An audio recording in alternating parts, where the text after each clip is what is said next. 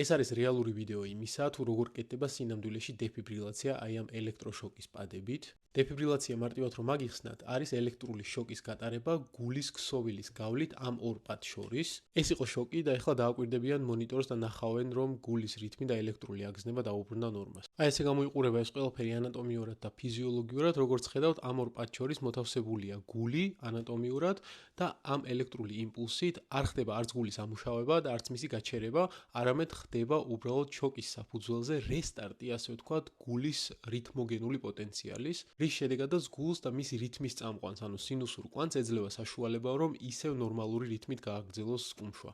შესაბამისად, ასისტოლიისას, ან როდესაც მრუდი გამოიყურება ესე და არანაირი ელექტრული აქტივობა არ არის გულში, ამ დროს დეფიბრილაციას აზრი არ აქვს, რასაც სამწუხაროდ არასწორად გადმოსცემენ ხოლმე სხვადასხვა ფილმებით თუ სერიალებით. ასევე აზრი არ აქვს მაგალითად უპულსო ელექტრული აქტივობის დროს დეფიბრილატორის გამოყენებას, ანუ მაშინ, როდესაც გარკვეული ელექტრული აქტივობა ფიქსირდება და რეგისტრირდება, თუმცა ეს ყველაფერი მიოფიბრილების შეკუმშვამდე არ მიდის.